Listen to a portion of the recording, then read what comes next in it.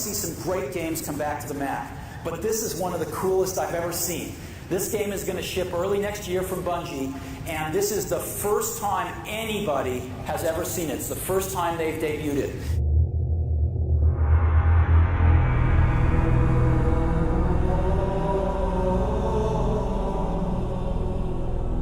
Macworld 1999, we got introduced to the world of Halo, an action-adventure third-person shooter taking place on a completely other world other than our own. This was an ambitious game from a studio known as Bungie. Bungie at the time really only did RTS games, and they haven't made a video game quite like this before. In the year 2001, Microsoft unleashed to the world that they were making their own video game console to take on Nintendo and Sony. And at this moment, Microsoft actually bought out Bungie, and they decided to go and make a partnership with them to release Halo on the Xbox. This practice of Xbox buying different types of companies to make the Xbox worth something was definitely a thing even back in 2001, so them doing this is definitely no big deal. Gosh, it's only been 2 years away since that deal went through? Or hasn't? Gosh, I've lost track of time.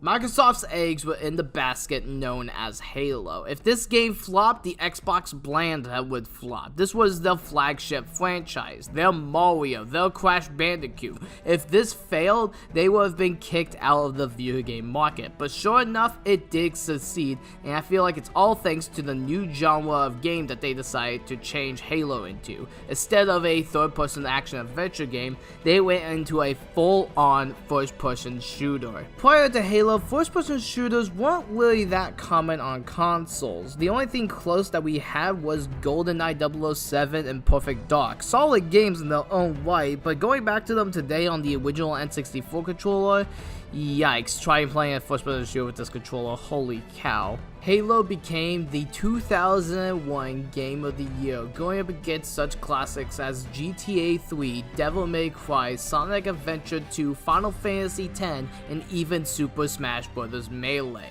Master Chief was here to stay. Halo means so much to me as a video game franchise. Not only was it one of the first times I saw that story can be implemented into video games just as well as film, but also just the gameplay, the atmosphere, and the community surrounding Halo definitely made me being a Halo fan pretty enjoyable. I was enjoying the entire ride with my dad, and it's still to this day one of the games that me and him can still bond over and still play to this very day. Throughout this marathon, I'll be playing the Halo Master Chief Collection. It's a compilation of all the different types of Halo games in one neat little package, and I highly recommend giving this game a shot if any of these games look interesting to you. Sure, it did have some bugs when it came to online multiplayer, but for the campaigns, they pretty much stayed the same, and as someone who's played it since 2015, that is saying a lot.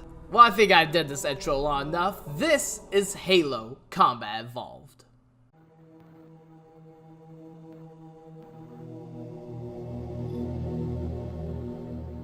In the far reaches of space, we see a ship fly towards a ring. This ship is known as the Pillar of Autumn. The ship belongs to the UNSC, the United Nations Space Command. They've been in a constant back and forth with a full-on war with the alien race known as the Covenant.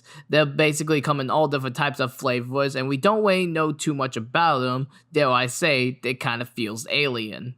But back to the story, Jacob Keyes, or Captain Keyes as we know him as, basically just made an escape off of a planet known as Reach, and the Covenant were right behind them when they made the jump, so it's time for them to go and unleash their secret weapon. A super soldier that will make Captain America blush. This right here is the Master Chief. The Master Chief as a character is so surrounded in mystery that it honestly kind of reminds me of The Legend of Zelda's Link. He basically is a character that I feel like you're supposed to put your own shoes into, and I feel like they did a fantastic job. Yeah, so he has his own dialogue from time to time, and he makes some funny jokes here and there, but he's not one near obnoxious, or he's not even really a character too much. Like I said, he's mostly a vessel for the player to go and experience the world that they're about to go into. We have one more character to talk about, and I feel like this cutscene definitely encapsulates her entire personality. A dozen Covenant superior battleships against a single Halcyon-class cruiser. With those odds, I'm content with 3. Make that 4 kills. Sleep well? No thanks to your driving, yes. So you did miss me. This sassy AI is Cortana, and she holds valuable information about Earth and the other planet that we escaped on, Reach. Because the Covenant is now attacking the Pillar of Autumn, it's up to Master Chief to take Cortana and get her away from here as possible. Your architecture isn't much different from the Autumn's. Don't get any funny ideas. Master Chief alongside a couple Marines make their way to an escape pod and decided to go land on the Wingship planet, with the Pillar of Autumn going down in flames. As they're making their way into the planet's atmosphere, the ship clearly catches on fire and... Chief? Chief, can you hear me? At last. Are you alright? Master Chief is now on the wing-shaped planet, and it actually looks pretty beautiful. There's even some moments where you can actually see the halo ring out in the distance, and it kind of looks like a giant moon. Chief fights off some Covenant and saves some Marines, and then ends up flying away when they've heard that Captain Keyes got kidnapped by the Covenant. So it's up to the members of the UNSC alongside Chief to go and save Captain Keyes, but when they end up saving them, we actually found out some more information about this wing. According to the data in their networks, the ring has some kind of deep religious significance. If I'm analyzing this correctly, they believe that Halo is some kind of weapon, one with vast, unimaginable power. So with the UNSC on the Covenant knowing that Halo is now a weapon, it's now a ways to go and stop the Covenant from using the weapon to destroy the entire universe. And the way they're going to do it is they need to find the Halo's control center. But once they reach Halo's control center, something a little off happens. A lot of information gets dumped right here, but basically some creatures known as Forerunners were technologically advanced and basically made this entire wing. We don't really know too much about the Forerunners yet, so I will just say that there are just basically different types of creatures, and before you can say what the heck is going on here, Chief has to now go save Keyes and the rest of the UNSC members and try to get them off the planet because Cortana found something that she doesn't want to share just yet. Come on, Cortana, you tell me you didn't have enough time to explain that Flood are basically evil zombies that eat both humans and Covenant, and the Halo wings are basically made to go destroy both of them? Come to think about it, who has that much time to explain all of that to one person? I feel like I explained it to you, and I feel like you look at me crazy.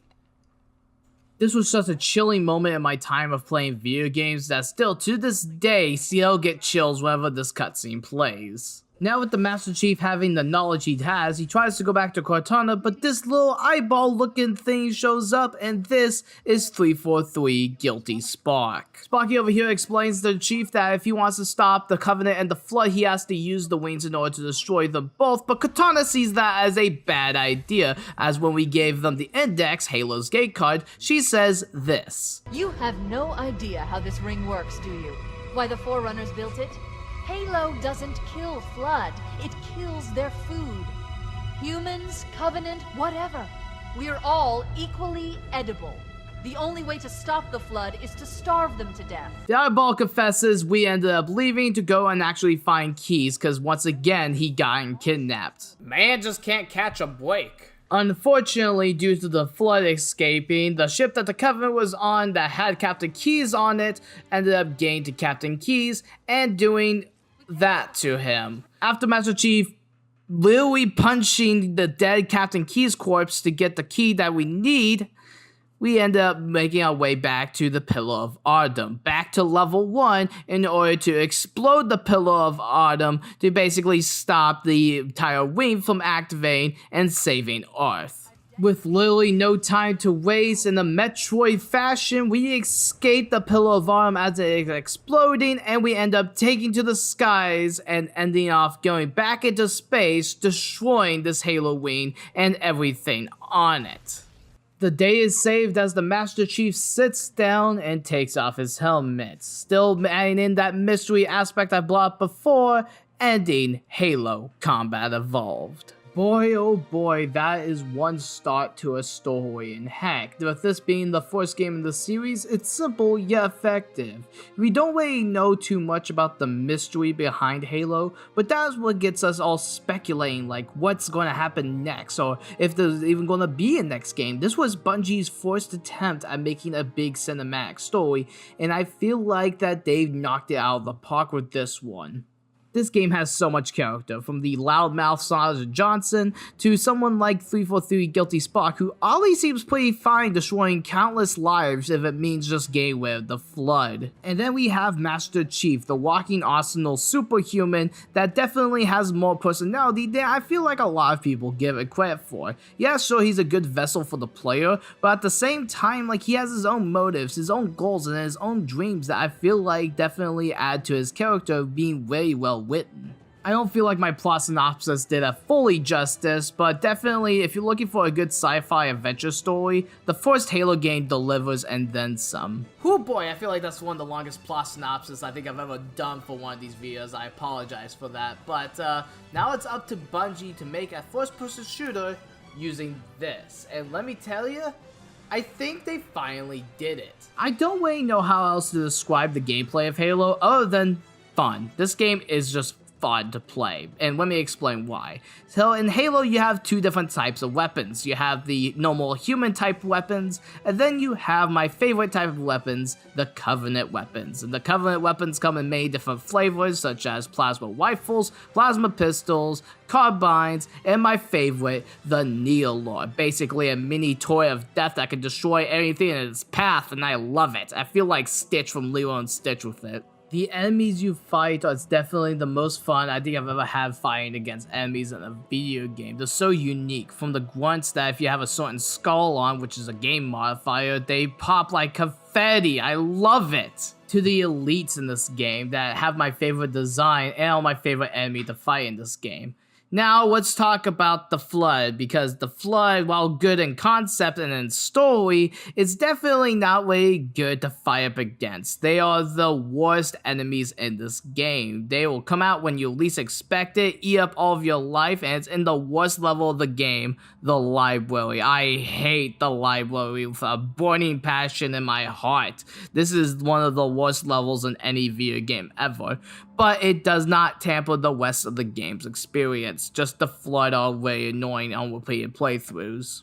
Graphically, in 2021, this game has still aged up pretty well, and I'm speaking for both versions here. The original still has a nice type of charm, while the Anniversary Edition definitely cleans up some of the graphics, and actually makes it look really nice. Other than like the base humans, everyone else in this game kinda looks pretty good, all things considered. And then we have the music from the one and only Marty O'Donnell, one of my favorite composers here in the video game market, and I feel like his music is legendary, and definitely knows when to be tense, when to be suspenseful, and when to add mystery to it. And I definitely appreciate his music and his contribution to the video game industry. Mario O'Donnell, you rock for that. Go subscribe to his YouTube channel. This is not a shameless plug. One of my favorite things to do in Halo is the multiplayer, but you guys probably going to find this kind of funny, but I actually don't have many people in order to play multiplayer with in order to record footage, with most of my family being busy and with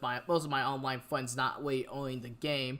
I just had no luck finding anyone to basically get gameplay footage of, and had to rely on matchmaking, which MCC's matchmaking for Halo Combat Evolved sucks. I'll get into MCC and its problems later down the line, but the bottom line is I basically have no way of showing multiplayer. It took me forever to get any sort of games, and whenever I finally got games, it was midway through games, and that was just so perfect. Yeah, thanks for that, jerk. I'm going to say this about this Bungie era that I'm talking about, but every single Halo game I feel like improves upon one another, so going back and playing Halo 1 is kind of similar to going back and playing Smash 64. Like, it's fun in an archaic sense, but you kind of just want to go back and play the best game in the series. Who says anything about foreshadowing, am I right? Like I said, if you want to get into the Halo series, I highly recommend playing the Halo Master Chief Collection on Xbox One and PC. It's definitely my favorite way of playing all these games, and beautiful high definition, 4K, all that fun stuff. And like I said, you can even turn on game modifiers, which at the time of Halo 1's original one, you actually weren't even allowed to even use skulls in the game. So it definitely adds that nice little bonus to an over a 20-year-old game. Halo 1 is still an amazing game, and despite my negative outlook on it, I don't think it's aged the greatest out of the first 3 Halo games, but I still think it still has that 30 seconds of fun that all the rest of the Halo games built upon. And speaking of which, one of the ideas of Halo Combat Evolved was online multiplayer. Well, unfortunately, they couldn't get out before the game was fully released. So with the next game, Halo 2, they fully embraced online and actually helped create the online ecosystem we know today, which means people like this exist. I think online was a mistake. Okay, I know what you guys are thinking. GamingTrouge, where have you been? That last time I saw you, you got teabagged by someone in Halo 1. What happened to you? Well, funny story, I started a game show. Yeah, that's right. The GamingTrouge, ya boy, started a game show called Comment the Comment! Yo, what's going on, guys? It's your boy, the TheGamingTrouge here, and that's right, ladies and gentlemen. Today we are starting off our very first episode of Comment That Comment. Basically, put down a comment, I'll read the comments, and then I'll comment on the comment. Pretty standard game show stuff, so why don't we get started? Our first comment comes from Sonic T Hedgehog. Glad my video could help you out, Trouge. Keep up the good work. Now that is a good comment. Positive reinforcement after someone does a project is smiles above glee. Our next comment comes from Shoutout is better than Sonic. Sounds like it was a little bit of an ego boost. This game would have been 10 times better, but that blue hedgehog stole my spotlight. Well, I feel like they have a little bit of beef, but lucky for me, I'm a fried chicken fan, so we're going to keep going on. Nice approach! Our next comment comes from Pierre G. Hedgehog, hopefully I'm pronouncing it that right. I love your video, but where's Halo 2? You see, that's pretty funny right there. Halo 2 is one of the games that's impossible to just review, because a lot of people have nostalgia over the game. If you criticize one little thing about the game, you're going down the rabbit hole faster than the Sonic fandom. And oh hey, I know this person, we collabed over on my Twitch page. Luna says, I love the video, but where is Halo 2? Okay, why don't we just go to the phones? Hello? Okay, I'll get on it. I guess game show's canceled. So Halo 1, right? It was the first game that way got people start talking about FPSs on consoles with its great multiplayer and a phenomenal campaign that kind of felt like a little bit of a horror movie mixed with sci-fi. It was all different types of amazing. So with Microsoft and Bungie being well known now, where do you go from here? How do you expand the Halo universe? They wanted to make something that felt like a movie when you played it. So they went all out on getting best voice actors. They got a crazy soundtrack. Like going back and listening to the soundtrack, like holy cow, this soundtrack slaps. But of course, you can't be a game studio without going through some problems. Hey boss, so funny story, we had to scrap everything. What day is E3? Like right now. Ah! At E3 2003, Microsoft unveiled Halo 2 to the world. Holy crap, is this an Xbox game? This almost looks like it's a CGI movie rather than a video game. That's what a lot of people said back in the day, and even still today, this trailer looks amazing. And the gameplay demo doesn't look that far off from the actual trailer. However, this is where the crack starts to show off in retrospect, because this was a demo that basically was made specifically for E3, and behind the scenes, it was basically on fire trying to get to the finish line with stuff that they haven't worked with before not working, and just basically a bunch of different rewrites for the story. It was a mess to say the least. But these trailers got everybody talking about Halo 2. It was the biggest game of 2004, quite possibly the biggest game ever. I don't even think that this is really a game that can kind of match it. The only game I can kind of think about is Kingdom Hearts 3, and that was in the age of the internet. This was at a time when internet was next to none. They even got heckin' movie theaters promoting this game before big time flicks. That is just crazy. And do I even dare bring up I Love Bees? It was a crazy story, and there was actually a full documentary on YouTube about it by Rocket Sloth. Please go run it up. It's really well done. So after waiting, we finally got the game on November 14th of 2004 for the original Xbox. And then 10 years later, like Halo 1, Halo 2 got the remaster treatment on Xbox One through the Master Chief Collection. Unfortunately, this is kind of a taboo topic to talk about in the Halo community because a lot of people like this collection and a lot of people hate this collection because of this one video game right here. I'll go more into it near the end of the game, but I did play this game twice to get those sweet remastered graphics, and once when I tried to play the game through emulator because holy frick, you can't be a content creator without something messing up. Yep, this is my life now. Let's talk about 2004's Game of the Year, Halo 2.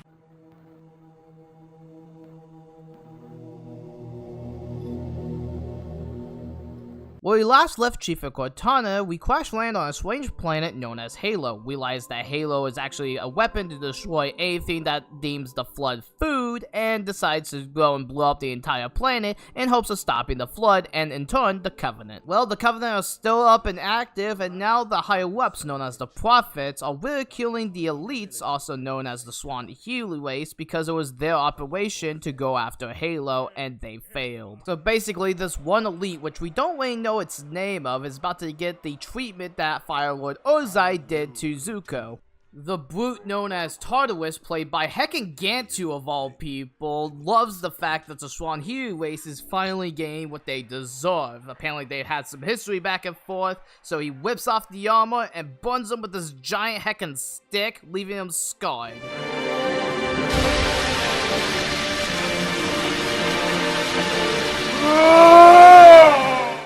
That scream always gives me the chills. Meanwhile, above Earth... Totally fried. And let's not even talk about the power supply. You know how expensive this gear is, son? My dude, I just got done saving the gosh darn universe. What's your problem? Besides Cranky Pants McGee, everyone's happy that Master Chief saved the day, and they have an award ceremony to honor those that have fallen. Even Captain Keyes. His daughter was actually in his place, and she is actually a very valuable character, as we'll soon see. But we can't celebrate for long because the Covenant has found Earth, and the fleet was 2 times the size of the one that came after Reach. Remember Reach? We'll get there someday. So with no time to waste, Chief gets his gun and makes a move. Despite the Swahili being shunned, they still are on the Covenant's team, and you could see them in the 4th stage. That's actually kind of weird, I never really understood that. Master Chief then finds a bomb and decides to pull a Bowser and just drop a heckin' bomb on top of a Covenant ship, and then went back on another ship, safe and sound. For a brick, he flew pretty good. I always look forward to that scene, and what a way to open up the game. It's crazy. Just as crazy as me getting back my own place in the middle of this video. This Covenant operation was actually executed by the prophet known as Regret, one of the prophets from the beginning of the game. And the first city that they're destroying is one New Mombasa in East Africa. After Master Chief gets pranked by the Covenant, they find their way and see a giant heckin' tank, and it's up to Master Chief to use a tank-on-tank action and go and take them out. Eventually, Master Chief gets on the same platform that they got pranked on before and ends the job. But it turns out that the Covenant are going to use slip space to try to escape from the UNSC, all for the UNSC to try to go after them, basically causing a wormhole and destroying all of New Mombasa. We cut back to the alien that we saw at the beginning of the game, and the prophets basically want him to do their dirty work as sort of a redemption arc for the mistake on Halo. Basically, he's now dubbed the Arbiter. That's his name, and that's kind of what we as the players know him as. With a new set of armor, this Arbiter is now tasked with silencing someone that's basically saying that the prophets are evil and they must be stopped. Now being under the command of Shipmaster Vadum, basically he does not care what happens to the Arbiter. He only cares about his people and serving the prophets. As the Arbiter is about to go face off against the heretic, a familiar eyeball shows up. Yes, 343 Guilty Spark. Turns out that he didn't die in that entire blowing up the Halo wing situation. With the heretic's good intentions on trying to explain to him that the prophets will turn against him, the Arbiter doesn't have any of that and proceeds to kill him. Before Sparky was able to explain anything, he gets kidnapped by Tartarus himself, telling him that the Arbiter is late. Meanwhile, Chief and the gang find another Halo wing. Turns out that there's a lot of other Halo wings out there, and this is one of the other ones that they didn't explode. So, the Covenant's after this Halo wing, so Chief and the gang go down there and try to find the Prophet of Regret. After fighting him and punching the living daylights out of him, Chief tries to run away as the place starts to explode, only to fall into the water and get kidnapped by something, we don't know what. Back to the Arbiter, he is tasked of teaming up with Tartarus in order to find this thing called the Index, Halo's gate key, like last time. But little did they know that Miranda Keyes is also trying to find the Index as well. With of course a little help from our good friend Johnson, but then the Arbiter and Johnson meet up and... How you doing? This friend was always funny to me. Arbiter knocks out Johnson, they have him by gunpoint, and then the crazy twist happens. Tartarus kidnaps Keyes and then goes and betrays the Arbiter, leaving him left for dead. Now the Arbiter and Chief are together and they meet the Grave Mind, the hive mind of all the Flood. Even 343 Guilty Spark and the Prophet of Regret down here, and basically they all come up with a plan to get back at the Prophet of Truth and of course save the day. Well, not so much for the Grave Mind, because the Grave Mind wants to still unleash the Flood among everyone, so it's a temporary truce among everyone. Hi, post-truce here. I just want to say that the two eyeballs are completely different. One of them that was down here is supposed to be Guilty Spark, and the one before that got kidnapped by Tartarus was actually a different Guilty Spark unit, but basically still served the same purpose. Thought I'll clear that up, back to the subway. Master Chief sneaks on High Charity, and the Arbiter goes back to Halo to try to stop Tartarus. Regret retreats and is heading to Earth. The Flood is now taking over High Charity, and Cortana has the idea of doing the similar thing like we did with the Pale of Autumn, but she has to stay back to make sure no remote activations happen. So Chief and Cortana split ways as Chief now makes his way onto a Covenant ship heading straight for Earth. Tartarus is trying to force the Monitor and Miranda to go and start up the wing, but lo and behold, the tag team of the Century shows up to stop him. After an exhilarating boss fight, Miranda Keyes stops the wings from going off, but unfortunately, they can still activate other wings. That means all the wings that are still intact can go off and cause mass destruction. And the game ends with Master Chief flying down to Earth. It isn't one of ours. Take it out. This is Spartan 117. Can anyone hear me? Over. Isolate that signal. Master Chief, you mind telling me what you're doing on that ship?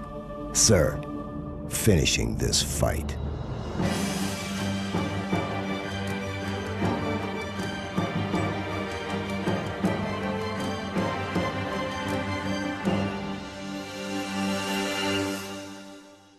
And that, ladies and gentlemen, was Halo 2's campaign. Overall, the campaign itself is a little much, and that's mostly due to its levels. The levels go on for way too heckin' long in this game, but as a story itself, as a continuation of Halo Combat Evolved, it did its job and then some, adding in the whole world of the Covenant. That is super cool. I know that was a point of contention back in 2004, basically kind of pulling the whole, oh, you're going to be playing as this character? Laugh. But honestly, I do really like playing as the Covenant and seeing this side of the story. Gameplay-wise, they don't really change all too much, other than you having more of the Covenant weapons, and a lot of them were taught from Halo 1 with the addition of the energy sword, which is actually way cool and also freaking broken. Halo 2 didn't add in too many new features or weapons, but the weapons that they did add was stuff like the brute shot, the SMG, and the bow rifle, while they kind of also neutered the pistol in this game. Halo 2 also featured dual wielding, basically having 2 guns, but with the cost of you not being able to throw the grenades, which this is definitely a good feature to have, but some weapon balancing makes it super broken if you know what kind of guns to dual wield, so they definitely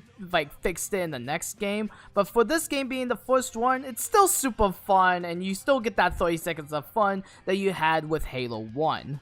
Multiplayer was back and was better than ever with the inclusion of Xbox Live. This was a selling point for many people, as before this, you kind of had to bring your Xbox around to people's houses and then system link through an Ethernet cord. Now you can just play on your couch online, trash talking your friends. It was amazing. Definitely the golden age of online gaming. But system link didn't die. There was still plenty of times where we system linked this very game.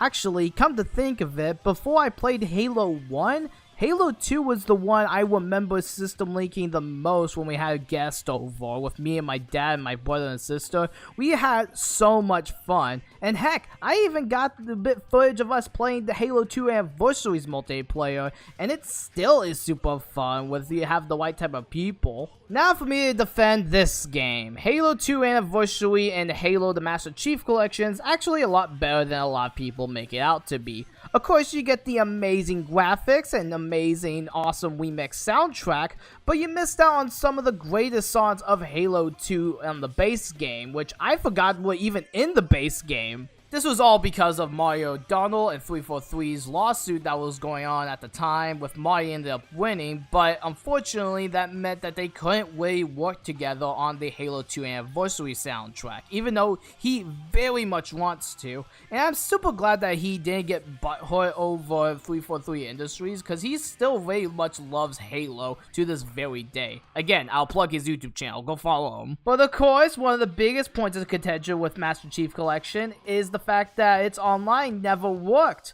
but despite me being able to get onto Halo 2 servers pretty easily, more so than Halo Combat Evolved. Playing Halo right now in 2023, you're going to get a bunch of tryhards. Like, if I play the game like Fortnite, I have a decent amount of chance in order to win. If I play Halo, I'm immediately dying, only barely scrapping by the ends of my teeth and my team. And I feel like the community feels the same way. Overall, I do really like the changes that MCC brought to the table when it comes down to Halo 2, as well as the changes to a lot of other games. But every good change that they've done, there's also a hint of bad changes in there, and so basically it's just up to preference at this point. I know making this review in 2023 and not in 2014 when this game first came out is definitely a little bit easier for me to digest and kind of like take in all of MCC's changes and, you know, accept them.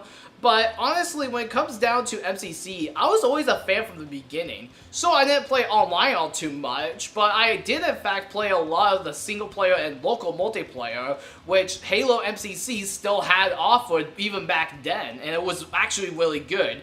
I personally never found any glitches or anything like that that's game breaking, but noticing the changes as I get older and older, I'm starting to realize that, yeah, definitely MCC wasn't the best at launch, but it was still better than heckin' Infinite was from what I've heard. Jeez, I have to talk about that soon.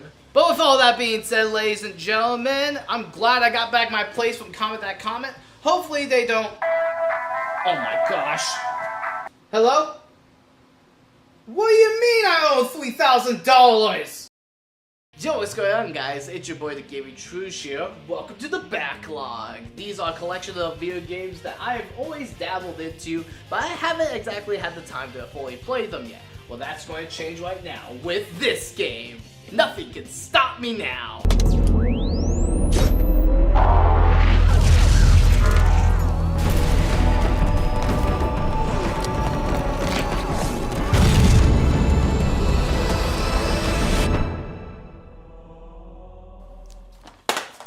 Okay, we're going to talk about Halo 3. I'll be the one to carry on, and you can throw me to the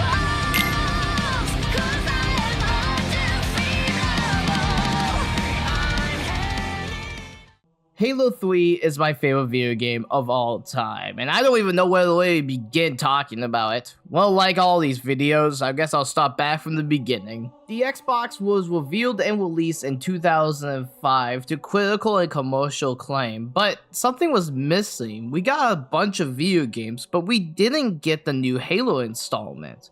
At the time, this was very complex and very weird to so many people. But it wouldn't be long until we got some news about the feature of Halo. We cut to E3 2006, and Microsoft actually had a pretty solid showing here at E3. They showed off what Xbox Live was going to be, they showed off Sonic 06, which is funny in hindsight. They showed off a new Fable, one of the best RPGs ever made, Blue Dragon, and ending the show off with a big noise. As we walk off stage, I think there's something to be fun to show these people. We got a little in-game footage of one of the games. Probably they'll recognize it. So let's let them take a look at that. Go ahead.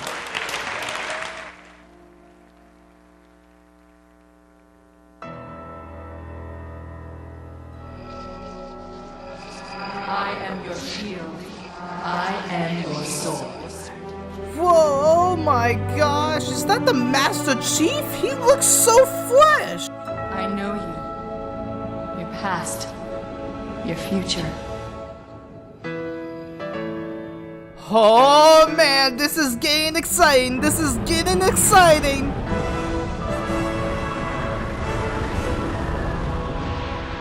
Oh dude, this music is so fresh! I love it! This sounds so epic! We're finishing the fight!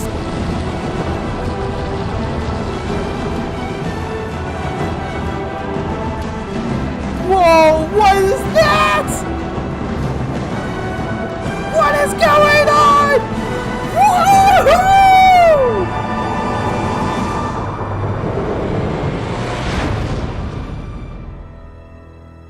This is the way the world ends.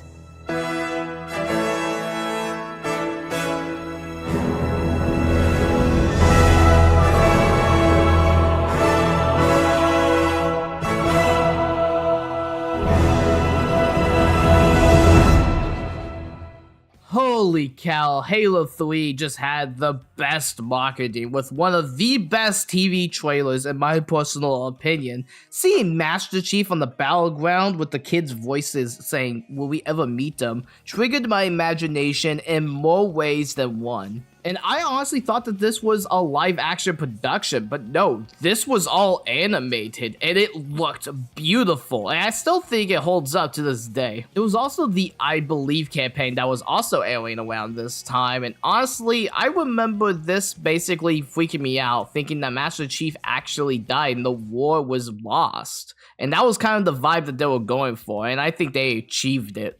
And the folks at Bungie wanted to improve away what's most considered to be perfection in the first-person shooter genre, and trying to battle yourself is already a challenge as it is. They didn't want to pull another Halo 2 out and basically have to get it to the finish line with a lot of crunch. They wanted to make sure that this was the best Halo for all players. They wanted to make sure that everything was up to perfection in their minds. And here's a little fun fact for you. Because of the success and the wide amount of popularity of Red vs. Blue, Bungie actually implemented the theater mode and the forge mode so that players can basically make whatever type of short film they wanted within the Halo series, alongside them being able to make their own different types of game types and their own different types of like customized levels within the game. And that, in my opinion, is something we don't really see a lot of creatives do anymore. Yeah, so we got stuff like Super Mario Maker, but we don't get something on the level of Forge like we did with Halo 3. The hype was so real that a video went live online that went viral of a guy dressing up as a PS3, basically booing the fact that Microsoft is releasing Halo 3, and then an Xbox 360 comes out of nowhere and starts punching the crap out of the PlayStation 3. Console wars were definitely a weird time, let me tell ya. So many people were hyped for this game, even more so than Halo 2 in my opinion, because whenever I hear people talk about Halo, it's typically Halo 3 right next to Halo 2. These two games left such a big legacy on Microsoft's platform that honestly, we wouldn't even be here without them. This was a big deal for Microsoft. This was going to be the finale of a trilogy of video games, a genre-defining series finally coming to an end. Well, it's time for me to pick up my Xbox 360 controller, go back to 2007 when we had to finish the fight once and for all. This is Halo 3.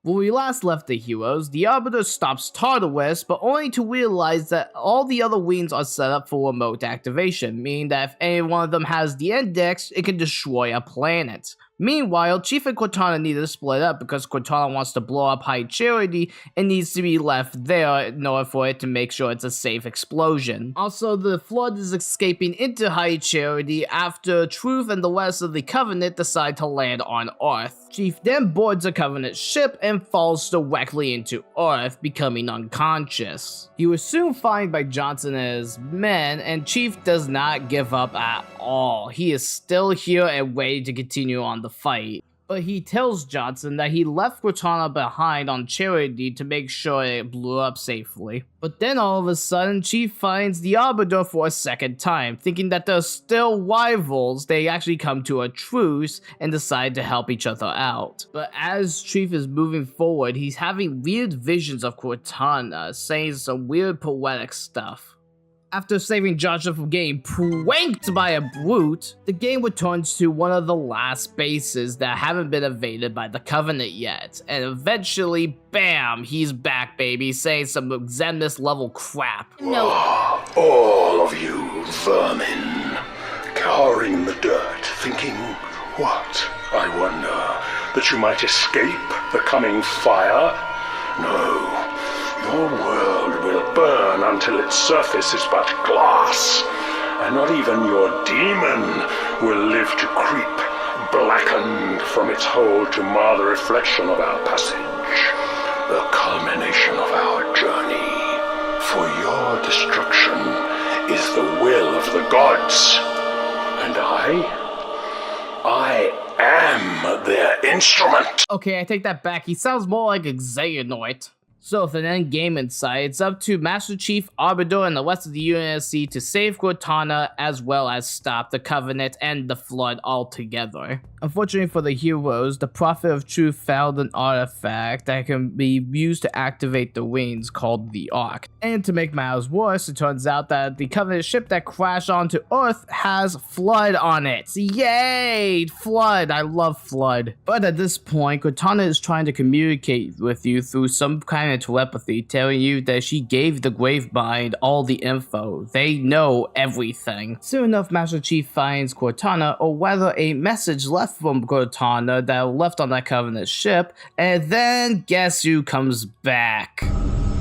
Reclaimer. Oh boy, now he's on Earth too. So it turns out that he wants to stop the Flood, so it's a temporary team up, for better or for worse. After they got beamed up into the Swan Healy ship, it turns out that Cortana actually knows a way to stop the Flood without even firing all the Halo wings. Unfortunately though, she got unconscious before we could see why, so we decided to go through the same portal that the Prophet of Truth left, and we leave Earth once more. Oh yeah, also the Swan Healy and the UNSC are now in a truce, and they're all teaming up. Yeah, this is what I'm talking about! After 2 games where they were your antagonists, they are now your allies. Well done. I feel like this was well deserved. One slip space later and they made it to Installation 00. Yep, they made it to the Ark. Kind of like the one from Sonic Adventure 2, but on a much, much grander scale. But it turns out that our old buddy Sergeant Johnson gets pranked once again by the Prophet of Truth because he actually needs to use a human in order to activate the Ark. Fortunately, he gets saved in the nick of time by not the Master Chief this time, but Captain Keyes. In a twist of fate, it turns out that Captain Keyes has the idea of just killing her and Johnson to prevent the Prophet of Truth from using humans to activate the wings. But in a blink of an eye, Captain Keyes gets shot in the back and all seems lost for the human race until... I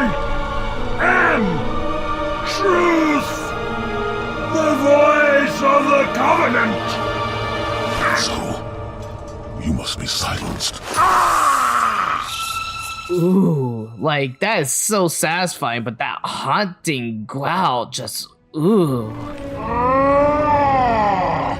Well, the adventure is not over for our two heroes, as it turns out that the plant from Plants vs. Zombies decides it's a good idea to go and recreate the original Halo wing. As Chief and Aubrey were making their way out, they come across a faint image of Cortana. With no hesitating, Chief goes after Cortana, and finally, these two reignited, and it is the most wholesome scene in the entire game. But so much of me is wrong. Out of place. You might be too late. You know me. When I make a promise. You keep it. I do know how to pick 'em. Lucky me. Do you still have it?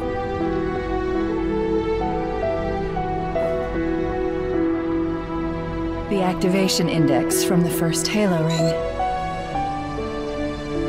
A little souvenir I hung on to, just in case. This scene is one of the best scenes in the game, considering that we at the start of Halo 1 were all alone. Cortana was basically our only companion in a dark new world. And in Halo 2, they're all buddy-buddy. And to see her leave at the end of Halo 2 was heartbreaking for so many people. And if I played the campaign at that time, I would have been heartbroken too. I mean, have you seen me when I watched Infinity War? Now with the Index and Cortana now back in your head, it's time to go use the Index on the Ark and finally stop this war once and for all. Guilty Spark says that it's going to activate in 3 days, but despite the fact that we need to activate it now, he freaking kills Johnson!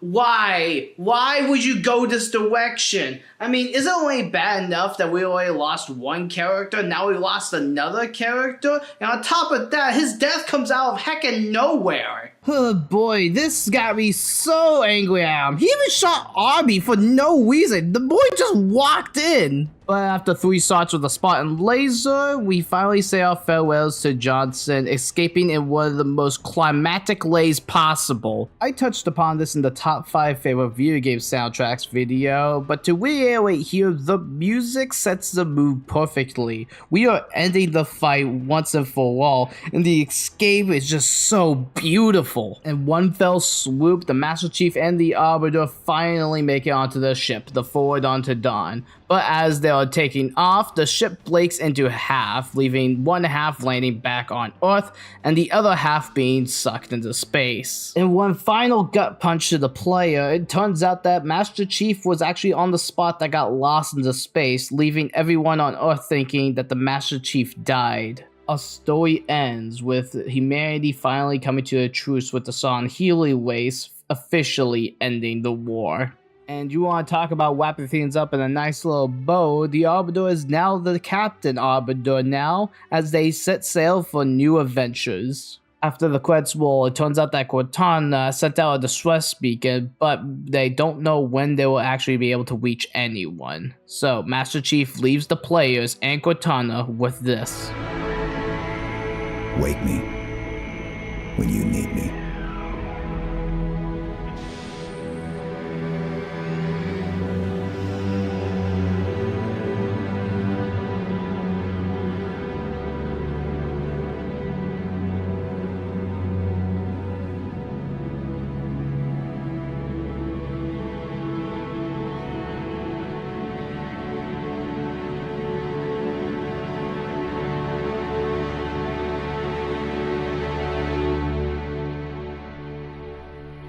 And that was the campaign of Halo 3, and holy crap, this campaign is so good. Personally speaking, what makes the Halo trilogy just so beautiful is the fact that it all connects in some sort of way. And you know what? I don't think it's too far-fetched for me to say that I feel like other first-person shooters haven't really reached the same heights as the Halo franchise when it came to its single player. Like when it comes down to like the Call of Duties and everything like that, I was never really that interested in the Call of Duty campaigns. It's a story about war. You don't really have so many memorable characters as you do with Master Chief and Cortana and the Arbiter. And that's what I love about Halo. It's its characters, its story, and its world was something that was completely different, especially when I was a kid playing this game for the very first time. My only real gripe with Halo 3 is the inclusion of Guilty Spark. Like, do we really need the same Guilty Spark from Halo 1 in order for this story to work? What if there was another Guilty Spark out there that was a little bit nicer and didn't have to kill Johnson? I feel like that the only reason why this was in here is to give the audience that like jump scare moment, or just to like scare the audience that this character is a big threat. But in reality, its boss fight's pretty simple. I'm just criticizing this in hindsight. I think what they did was super good, but could have been handled way better. And I love the Arbiter's growth in this game. We see him in Halo 2 start off as the outsider, an outcast because of his failings on the Halo wing. But now he comes and he becomes a hero, stopping a whole war with his people and the UNSC. That and his armor just looks fire. I love his design in this game. Lastly, there's Chief and Cortana, one of the best written duos in all of gaming. The fact that Chief can still worry about the mission but also worry about his friend definitely makes him a likable protagonist. Even though he was supposed to be kind of a villain character in the original game, kind of putting you in the shoes of Master Chief, he really has his own type of character arc when you really think about it. When he goes from the super serious and really cool character to someone that is kind of like Captain America, maybe a little bit of Iron Man here and there. Either way, fantastic story through and through. Let's talk about the gameplay, and holy cow, I think they did it. They finally perfected the gameplay. The weapons in this game just feel so satisfying to use, like the hammer. Oh boy, when you get the hammer, you feel like you're an anime protagonist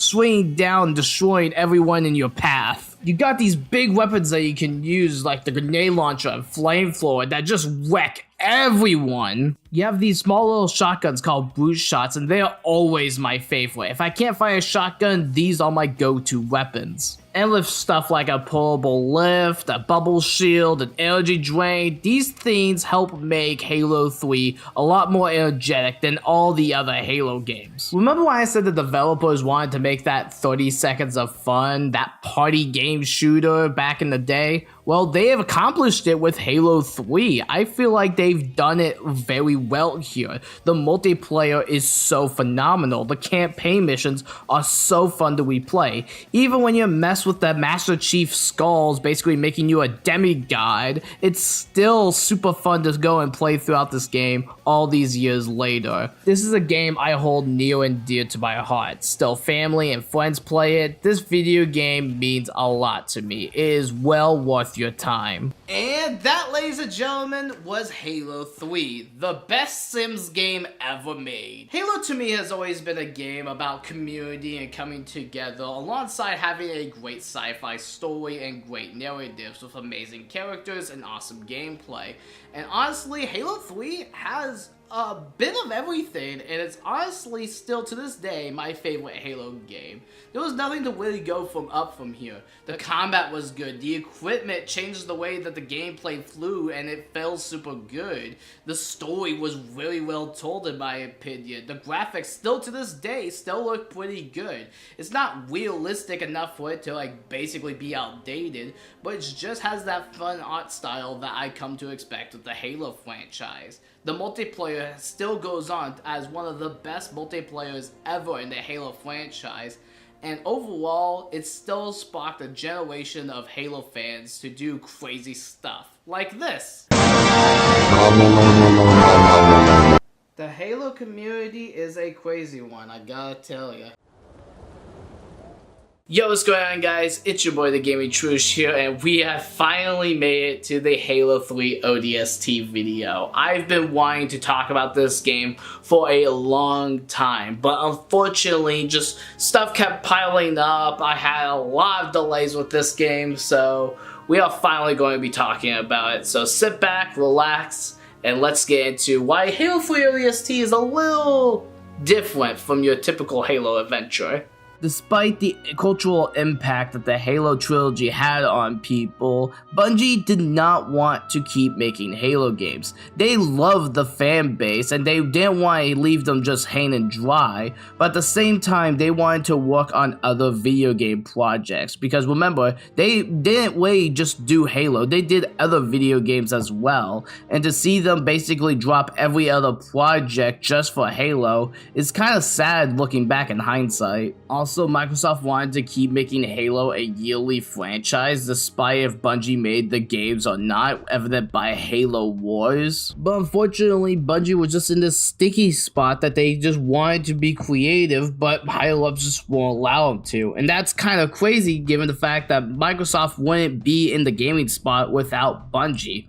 One would think that they can give them a little slack and actually give them the creative power to make whatever the heck they want. Heck, Sonic Team made more games than Bungie whenever they were owned by Microsoft. Like, what the heck? But despite the odds, despite when all hope seems lost, Bungie actually got back their independence. They just needed to make 2 more Halo video games, and by the end of the 10th year, they will be completely done with the Halo franchise, giving the reins to 343 Industries. We are almost there, ladies and gentlemen. I know some of you guys are waiting for me to tell into the 343 Industries. So yeah, 2 video games, a side story and a prequel. Oh, my Kingdom Hearts sensors are going off the charts. For the first project is the side story taking place in between Halos 2 and 3, basically filling in the blanks of what happened after New Mombasa got nuked off the face of the earth, it looked like. This game was going for a film noir type of detective style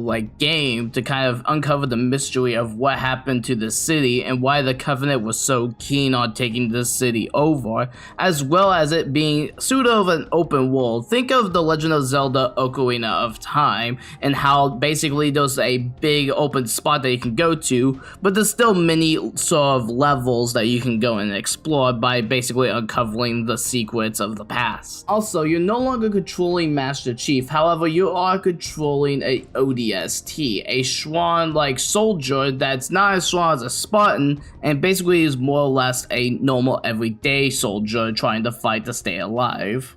This was a completely different direction from any of the other Halo experiences, so much so that the main Halo theme is nowhere to be seen in this game. To kind of drop the gun, the music in this game is really well done, but there is no trace of the original Halo theme in this game, and honestly, I think it works really well for this title. It's a different take. You're no longer the bombastic Master Chief, you're just an everyday soldier. The game launched in 2009, and honestly, it didn't do terribly as much as Halo 3, but it was still a financial success and a lot of people still love this game. However, when time passes, I hear less and less people talk about this game, other than the music. A lot of people love the ODST music and even fall asleep to it. Honestly, I can't blame them. Alongside having a beta for Halo Reach, this also comes with a full disc containing all of Halo 3's maps for multiplayer. We don't have a traditional Slayer mode to kind of talk about the multiplayer real quick, but we do have this fancy mode called Firefight, where you and up to 3 people basically fight to survive in this PvE mode. And honestly, I think PvE works really well with this game. Honestly, out of all the Firefight modes that ever came out, I feel like that this one is one of the best ones, with the next game being a very close second. Also, I want to give a quick shout out to a community member and a close friend of mine, Spoon, for basically helping me out. He basically lost his entire mind when we were playing Firefight, but we had so many good laughs, and honestly, I wouldn't be able to get the multiplayer footage without you, so thank you so very much, man. So, with Master Chief out of the spotlight, how does a Halo game function? Well, ladies and gentlemen, let's find out. This is Halo 3 ODST. Check your mouse, find your chairs, and get set for a combat drop. Okay, let's see if I can do this, gamers. During the events of the new Mombasa era of Halo 2, up above is the ODSTs preparing for their mission to basically land on a Covenant airship and basically destroy them to Kingdom Come. Alongside them was Dutch, Mickey, Romeo, and the Wookiee, which is basically the player character for this game. Alongside the team is Bucky and the girl named Dare, and Bucky and Dare may or may not have had feelings for one each other before the war truly began, and we get touches here and there about the backstory, but it's basically secondary compared to the main plot. After a little bit of friendly fire, we end up following the pods, and the events of Halo 2 unfold, basically knocking out the ODSTs and splitting up the game. But as the Wookiee comes to, he slowly wakes up and finds himself basically in a wasteland, a city that once was. And as he gets up, he starts slowly putting the pieces together of what happened to his lost crew, and the music here just fits so perfectly.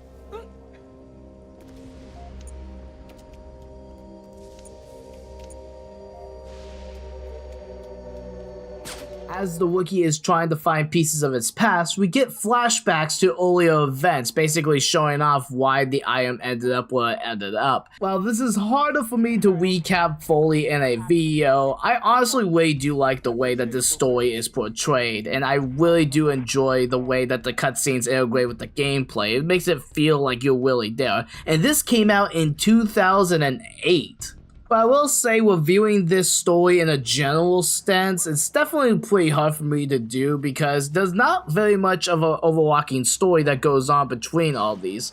Yeah, there's some stuff here and there that are more important to the plot than others, but then there's some missions where you're just helping out the locals basically fight off the Covenant, and it doesn't really add too much to the overall story. This plot is way more character-oriented than any of the other Halo games I've looked at, so definitely talking about the story is a little bit hard for me to do, but I'll do my best. But I apologize if I'm skimming over a couple of things. For a good chunk of the story, it's basically Buck trying to find the remaining members of his team and fighting off Covenant. It's not until near the end of the video game where the story really starts to take off. Throughout the game, when you're playing as the Wookiee, you will come across these kiosks right here explain a different story, the day of the attack, also known as Sadie's story. Explain one crucial detail about this city, is that the fact that this entire city was run by one AI known as the Superintendent. To be completely honest, this is one of the most confusing stories in all of Halo, so thanks to GiantBomb.net, it helps me explain it just a little bit better. Basically, on the day of the attack, the SI was severely damaged and corrupt, and it did manage to send out a city worldwide emergency and evacuation, and even the extraction of Virgil. No, not that one. Virgil was created by one Daniel to look after his daughter Sadie because her mother ended up dying. When the Covenant invasion of Earth attack and the attack of Mombasa took place, Virgil was instrumental in Sadie's escape from harm, basically getting her out of tough situations and making sure she didn't end up dying. But that didn't do much for now, as Sadie is now in the care of the UNSC Marines and Virgil is greatly damaged thanks to the Superintendent getting shut down by Commander Keensler. Now, where does our main characters come into play? Well, after reuniting with Dare, the Wookiee finds out that basically Virgil has the access to go into the Covenant BattleNet and basically give out all the details of the Covenant that they need in order to win the war, and kind of so the events of Halo 3 can work. Buck and Dare get back together, they get Virgil to safety, basically ending this crazy night that is Halo ODST, and as the game flies off, the Covenant have destroyed this city for good. Millions has lost their life to this one city, and humanity ended up failing. The Covenant reigned supreme. In an end credits scene, we see a familiar face start to begin to interrogate Virgil, basically giving them the details that they need to go and stop this war for good. They're digging a mighty big hole. You're gonna tell me exactly what they're looking for, and then you're gonna help me stop them.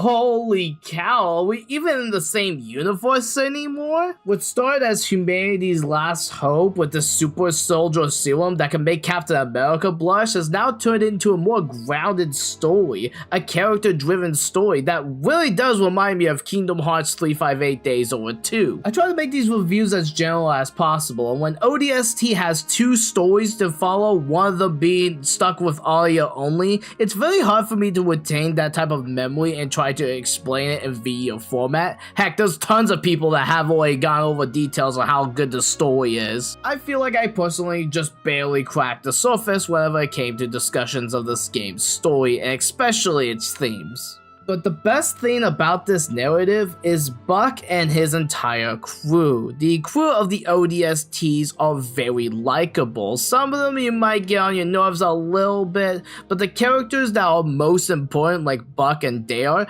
they are very well portrayed in this game. And yes, sure, the relationship doesn't go much beyond just off-screen shenanigans. I still like that they got back together, because you can still tell that no matter what, they'll still fight for each other, and honestly, it's one of my favorite couples here in gaming. I will say this, these group of characters with this type of story works super perfectly, and honestly, I won't change anything about it. But the one point of criticism I have with this story is the fact that these are audio logs. These are not full-fledged cutscenes. You don't really get the same experience with an audio log like you do with a full-fledged cutscene. That and characters can still attack you when you're listening to this, so best of luck trying to pay attention. However, as a fun side story to the Halo universe, I think this story looks super well, and despite all my criticisms, I still think that this is one of the best character-written stories that the Halo franchise have ever done. But how about the gameplay? You're no longer playing as the Master Chief, you're now an everyday ODST. So what gameplay differences are there? Let's go find out.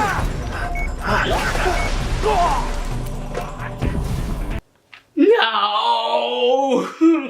There are two main gameplay differences when you play this game. First, when you play as the Wookiee, basically you have this type of map feature that you can go and listen to the audio logs on, as well as basically give you clues of where to go next. Also, you have nighttime vision to make all the nighttime city stuff glow a little bit brighter, and yes, you basically need to use this in order to see anything during the Wookiee's campaign side. There's not too many noticeable new weapons in this game. There is the Silence SMG and the Silence Pistol, which basically kind of feels like better versions of the pistol and SMG. So because you're playing as a soldier, you take damage very easily in this game. You can't just keep running gunning like you could in the previous 3 games. You have to take cover, you have to make sure you plan out your attacks properly, because if you don't, your screen starts to turn red and you're gonna go down faster than my intelligence. So to put this in layman's terms, you are too weak! Despite playing the game at an easier difficulty like normal, you will still die a heck of a lot times because you are just inherently more weaker than the Master Chief.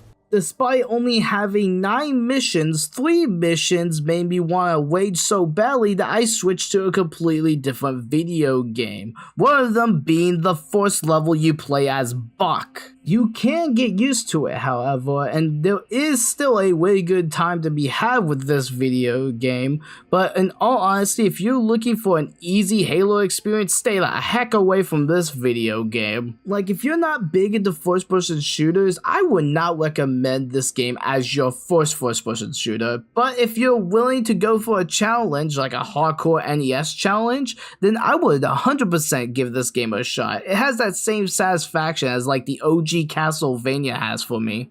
And with the multiplayer basically just being a giant co-op experience, this game basically requires that you have a buddy by your side to get the most out of it. But unlike other video games, it's most certainly not required. I compare this a lot to F-Zero GX, a game that is super fast paced and super hard, but when you finish a level, you just feel like you did it, you accomplished something. That's my entire feelings of Halo 3 ODST. Every time I got stuck at a level and then I actually overcame it, I felt overpowered, I felt better, and uncovering the mystery of New Mombasa is something that I would never forget. This game is one of the great Halo games. It goes right next to Halo 2 and 3 for me. Right there in the nice little sandwich. But the next time we meet up in the Halo series, ladies and gentlemen, we're going to be wrapping up the Bungie era with Halo Reach. A game that definitely made me cry whenever I first played it. So thank you guys so very much for watching. Have yourselves a fantastic night. And as always, keep gaming. You know, no one's commented on the fact that in the last video I had a green screen in the background. I don't have a full cool setup to record videos in because my downstairs is more of a living room. I guess I could go record down there right now, but semantics. Yo, what's going on, guys? It's your boy TheGamingTrouge here, and yes, ladies and gentlemen, we are still on our Halo marathon. Something that I paused just for a little bit there. I know it's already almost been a year and a half, give or take, since the Halo 3 ODST review, but I just needed some time off and did some other projects, like what's probably my biggest project, that being the Pixar video that I did last year, which is, wow, I'm still shocked that that still didn't get DMCA'd, jeez. But back to Halo, ladies and gentlemen. We have one more game in the Bungie era of Halo, and this game is probably up there as one of my favorite games. I don't think it's outbeats Halo 3, but it's one of my favorites. Ladies and gentlemen, let's talk about Halo Reach. So after development of Halo 3 ODST, a part of Bungie's 2-game contract before they went back to being fully independent, the next project was going to be something a little bit bigger, a prequel to Halo Combat Evolved, the first game in the series. Everyone at Bungie was putting in their A-team to make a story that wasn't only going to satisfy people that have been with the series since 2001, but also to bring in new players to make this be the very first Halo experience.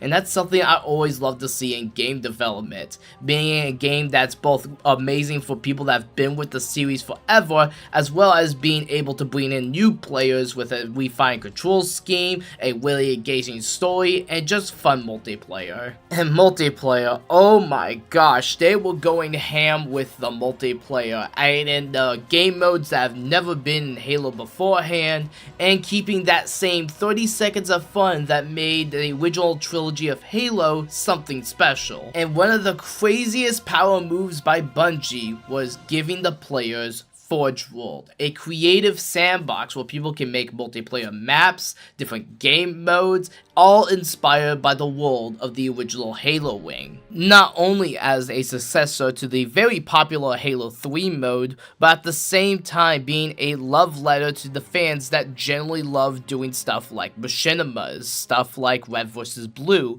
which skyrocketed an online internet group to mega stardom in the era of the Xbox 360. The first time the public got to see anything about this was at E3 2009, announced alongside the same time as Halo ODST. We also got the announcement of Halo Reach with this title card right here, but there was always a bit of mystery surrounding this game, and people that bought Halo 3 ODST got access to the Halo Reach beta. People were excited for Halo Reach, given the fact that Reach as a planet was already discussed in other books and media beforehand, so it was super exciting to see how a game canonizes the events of Halo Reach. On September 14th, 2010, 15 years ago at the time of this video's upload, Halo Reach came out to mass amounts of success and appeal. While this did somewhat split the fanbase a little bit because of the armor abilities and the story, decanonizing some stuff from the books, and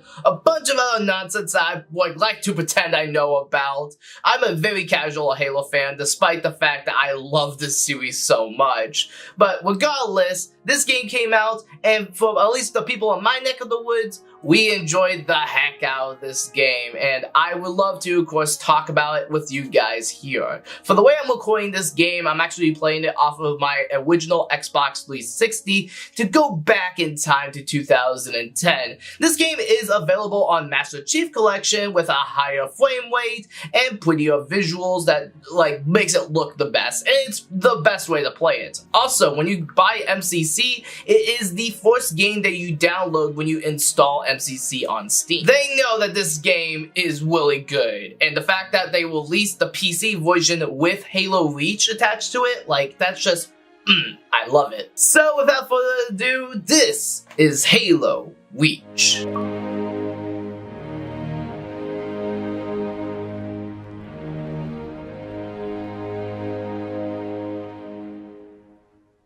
Now, the one thing that separates this game from all the other Halos is the fact that you are the main character. Your own Spartan is a part of this team known as Noble 6. So for this summary, we're going to be dubbing this guy as Noctis, because whenever I hear the word 6, I immediately think of the 6 from Final Fantasy 15. Our story begins with the young new warrior named Noctis, who is joining Noble 6 for the first time. Noble 6 is a group of Spartans that reside in the planet known as Reach. The other members of the group are Carter, the commander, Kat, the tech specialist, George, Emil, and Jun. Reach as a planet is another planet that's akin to Earth and hosts basically the UNSC's most important data there in the galaxy, as well as innocent human lives. Lately, the UNSC's communications have been going in and out, and Noble 6 is tasked to go and check it all out. Turns out the Covenant have invaded Reach. Unfortunately, the Covenant are way stronger here and we had to take cover, and we actually get a pretty creepy scene in this game. But then George finds a survivor and then all of a sudden, elite attack! But it's okay, cause I got this in the... No, that's not what happened. I jumped over the broken bridge. I took a running jump and cleared it. After that, we go to Sword Base, which we find out that the Covenant wants the information that the UNSC has on Earth and potentially take over the world. This is where we get introduced to a character known as Dr. Halsey, the creator of the Spartan 2 program and basically an outlaw of the UNSC because they use child soldiers in order to make the Spartans. Dr. Halsey has mostly important information, and that's why the Covenant are here, is to get her information. From there, we've gotten our plan. It's up to us to stop the Covenant before they take over Reach, get the information for Earth, and then conquer Earth. However, our plan has a little bit of a snag. However, when we go up into space during Anchor 9, something tragic happens. So, it's gonna be like that. I got good news and bad news. This bird took some fire and our thruster gimbal is toast, which means the only way off this slag heap is gravity. And the good news? That was the good news. Bad news is, time is fried. I'm gonna have to fire it manually. That's a one-way trip. We all make it sooner or later. Listen, Reach has been good to me. Time has come to return the favor. Don't deny me this.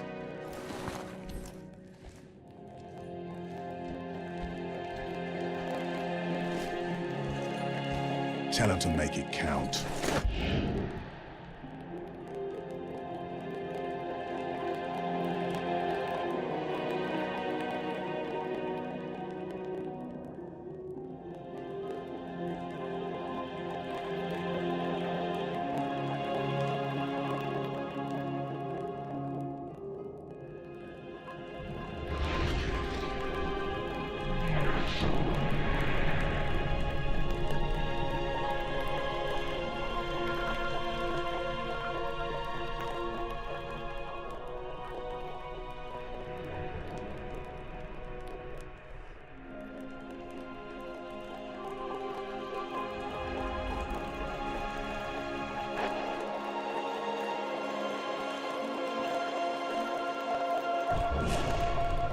Slip space rupture detected. Gamma station control, reading multiple pings below the orbital defense Slip grid. space rupture detected. Yeah, we're picking up anomalies too.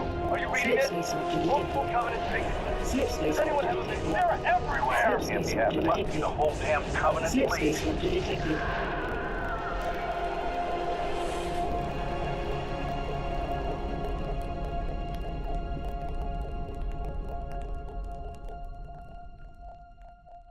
Surviving the fall from space, Noctis regains consciousness and finds his way to New Alexandria. holding the dog tags that George gave him before he died. This place is basically a suicide zone for everyone that comes in because the Covenant are here and the Covenant don't take no prisoners. Eventually Noctis reunites with Noble Team and they do another mission to try to save the people of New Alexandria. The outcome of which is looking very grim as the Covenant are planning to glass the entire planet, basically sucking up all the life from this planet and destroying it, leaving nothing but dust. In another twist of fate, it turns out that the Covenant was on the tail the entire time, and on the way to the elevator, Kat gets no-scoped. As a first-time player, this death comes out of nowhere, and to be completely honest, on my last playthrough, I chuckled at this death. Like, what the heck happened to her shield? I can do a poke. I can do a split. I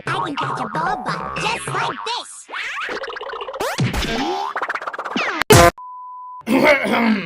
Sorry about that, but yeah, this death comes out of nowhere, and as an only teenager, this death got to me, but as an adult playing this, I just can't help but laugh. I'm sorry. And this is no laughing matter. An entire city just got nuked to heckin' back. Starting to look like the future that Silver was from. Noble Team returns back to Sword Base where they realize that Dr. Halsey is in an underground facility that will make the second half of Pearl 2 wince. Once meeting up with the doctor, she tells us something very important.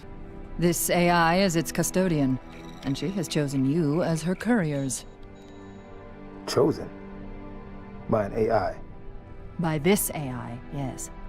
Her measure of you carries as much weight as my own, perhaps more. You are to take her to the UNSC shipbreaking yard in Azad. There you'll find a Halcyon-class cruiser waiting to get her off-planet. I understand. Do you? Mankind is outmatched. When Reach falls, and it will fall, our annihilation is all but certain. Unless we can glean from this artifact a defense against the Covenant. A game-changer. On the level of the conical bullet in the 19th century, or faster-than-light travel in the 23rd. And what if we can't? An apt question, if there were somewhere else to place our hope. There is not.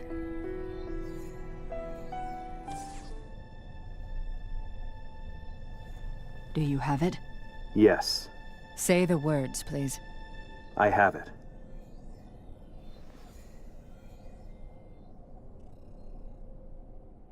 My recap can't do it justice on how powerful this scene is, especially if you've been a fan for so many years. But as a new player playing this for the first time, you know that you are the only hope in order to save this entire universe. If you couldn't tell already, this story is more or less straightforward, but what I'm not showing you yet are the amazing character moments and interaction through each individual level that makes the story work so much better. In the final hours of the game, our commanding officer, the entire leader of Noble Team, sacrifices his own self as it leaves you and Emil the only two left to go and deliver Cortana to the UNSC Pillar of Autumn. As we fought tooth and nail, we finally deliver Cortana to Captain Keyes. But despite finishing up the mission, your last party member that's near you dies from a sword to the back, leaving you to man a cannon and fully save the Pillar of Autumn, allowing it to escape into slip space. Noctis is now alone. No friends, no commander, no one to turn to. He is truly the last wolf standing. The last bit of gameplay is simply this: survive. A haunting gameplay scenario where anytime you get attacked, your helmet starts to crack. You're trying to survive all of this as best as you can, but anytime you get hurt, those cracks in the helmet begin to form. But after a while, even the strongest of wills will end up falling.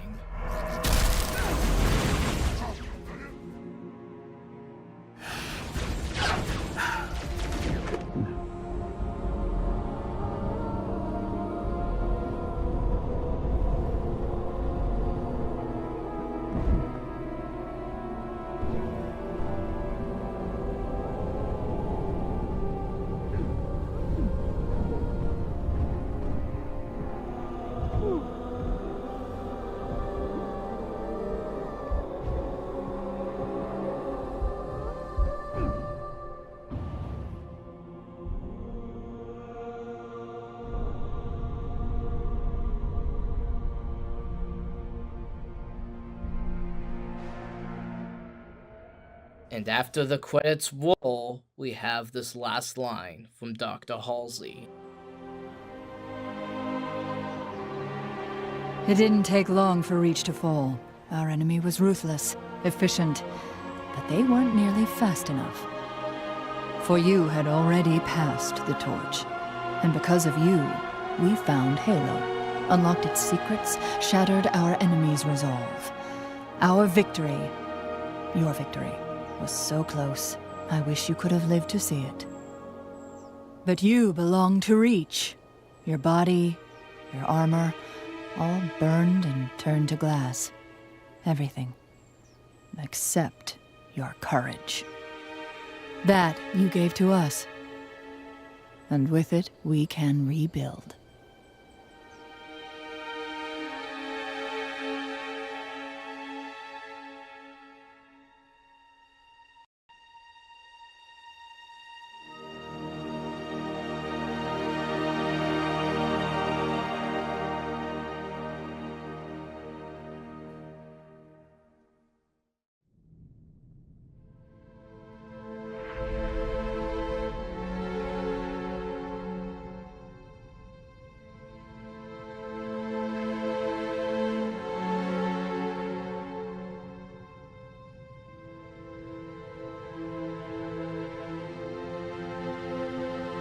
Cortana, all I need to know is, did we lose them? I think we both know the answer to that.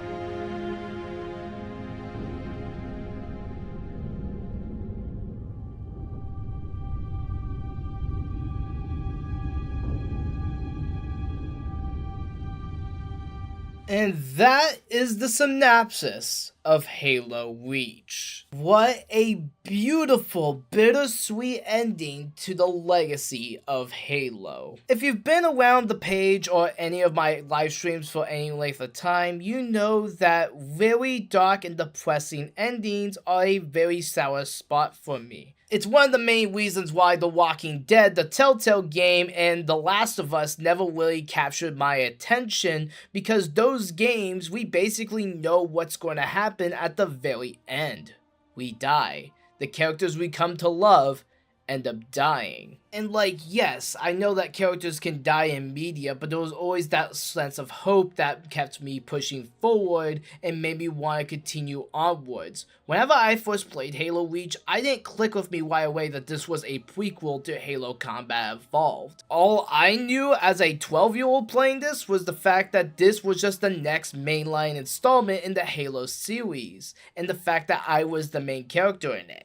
But it kind of changed me when I realized that my main character is no longer here. He died so that Master Chief can save the day. And that's what made me fall in love with creator characters, like, in general. This is one of the building blocks of why I like this concept in video games.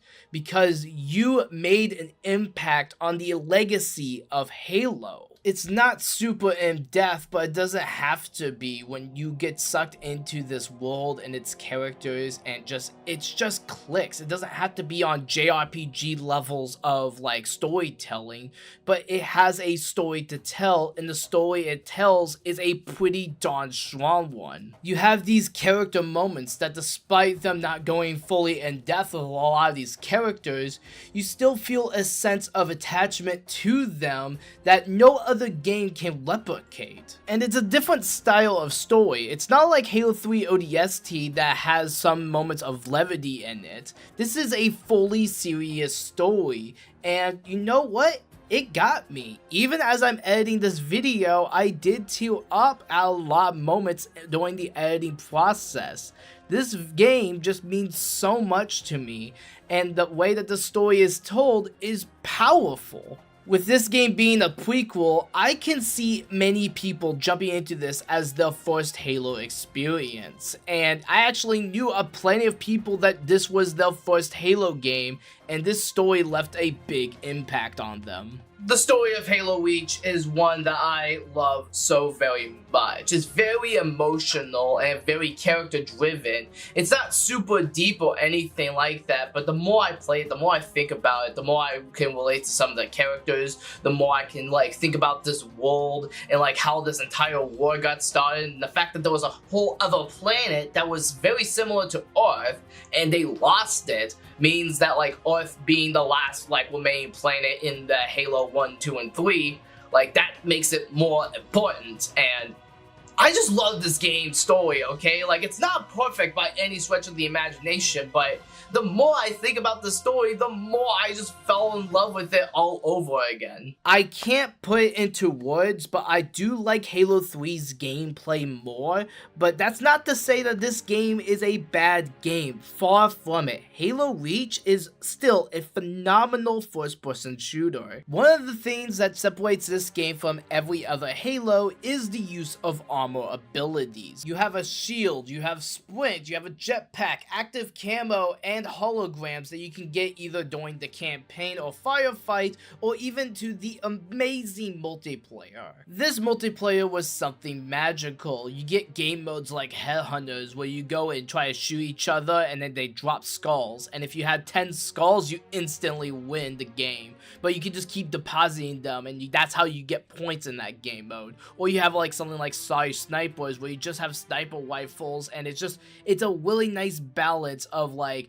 fun and like creative game modes that never made Halo Reach boring. This multiplayer is just something magical, and even in 2025, through the Master Chief Collection, this multiplayer is still super fun. And I want to take this moment to thank my buddy Spooner, who also helps me with the Halo 3 ODST video. He also helps me with this video, getting some online multiplayer gameplay footage, and we had a blast getting our butts kicked by people that are way better than us. But in terms of the online multiplayer and the campaign, which the campaign as a whole is a really good length. I think this is one of the most digestible campaigns ever, and it's so fun to replay over and over and over again. If the story wasn't already good enough, the actual levels are just so fun. Halo Reach is a really fun video game. I don't think it outbeats Halo 3 because that game also holds a very special and important place in my heart, but if you are playing any kind of Halo game, I highly recommend you guys give Halo Reach a shot,